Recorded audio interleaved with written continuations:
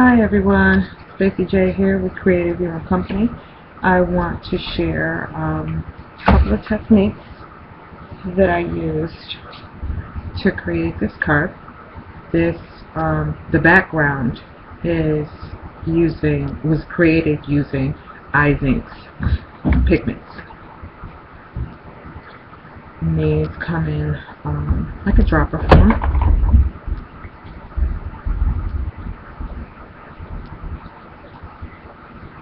Like that.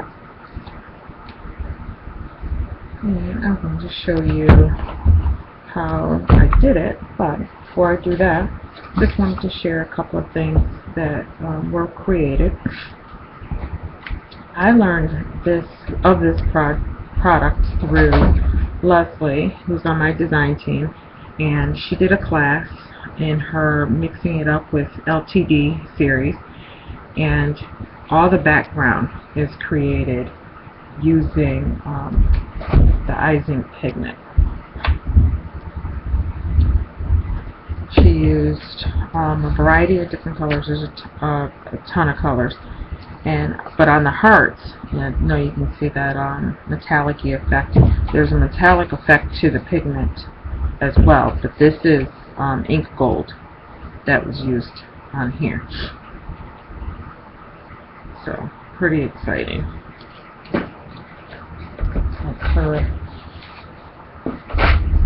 This is her tag, and that was a couple of pages out of her journal. And this is a tag that I made in the class. I don't know if you can see the shimmer and the metallic effect of the IZINK Pigment is pretty awesome. So, and this is one more that I used the crackle stamp, Tim Holtz crackle stamp, in the background. After the background was created, then I stamped. I also stamped with ink of gold in the green. You can see that green crackle, and then in the black crackle is with the IZINK. Caviar is the color, but it's pretty black. I also used a small circle stencil to create those little dots with the IZINK as well. So, alright, let's get started. I have a tag here that I previously stamped with Adirondack's Pearl Paint, and it creates a nice resist. So that's, if you can see that, yeah. And I used Tim's swirly stamp. So I'm going to mix that with water, and I'm going to set that to the side. And that will be ready for me when I get ready to use it with the IZINK. Wipe my surface and make sure it's all clean. Not totally clean. Get that extra little smudge off. I want to start with a clean surface, and I'm going to use probably about 4 colors. I shook these up earlier, and I'm just doing some random drops.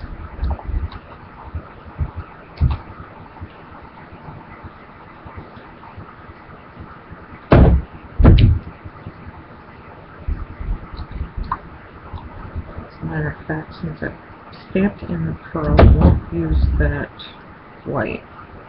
Use the silver.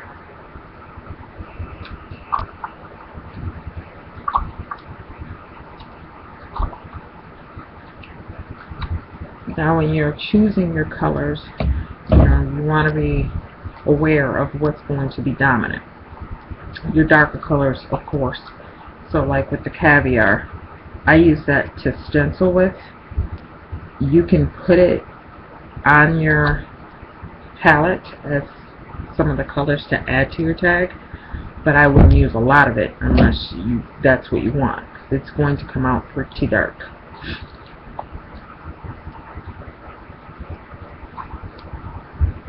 Alright, so I think we're good for that.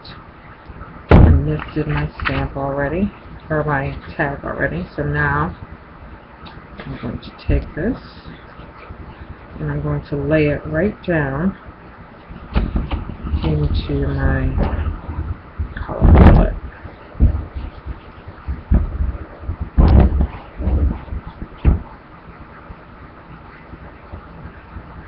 Now, some people like to swoosh.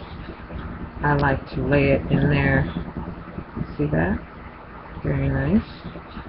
I like to just lay it in there and kind of let it do its own thing, and then I lift up. But you can swoosh it, you can lay it down and then smoosh it, you can rub it in there. It's totally up to you what you want to do. I think that's pretty awesome. I like the effect that I get from just laying it down and lifting it up. You get some nice texture. I'm going to dry that. Doesn't take long to dry.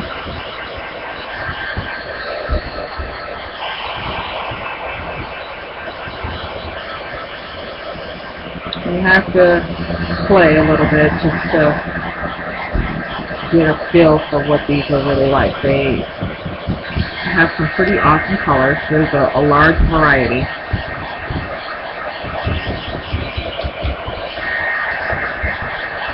And they're pretty versatile too. Now, on this tag, this one, you should be able to see the crackle.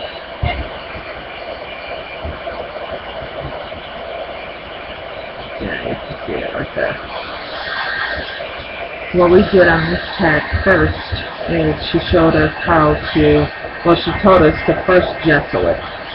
You want to gesso it with white gesso, and then you apply whatever inks to your mat and use it on top of that. That way you get true colors. I did not gesso this particular tag. I did do the stamp resist effect, so you will see a difference in colors. Either way, it's still very beautiful. And you can see the resist shining through a little bit in the background. Pretty awesome. I like this pigment ink a lot. So if you wanted to, you can go back into that. I'm going to do that corner. You can pick some more up and create more layers. I drive between my layers. I don't necessarily know if it makes that much of a difference, but if I like my design the way that it is and I don't want it affected, I dry. Okay?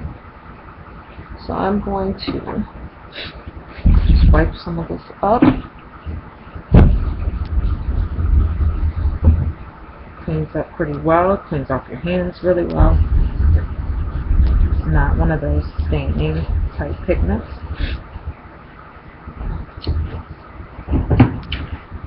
I'm going to dry it.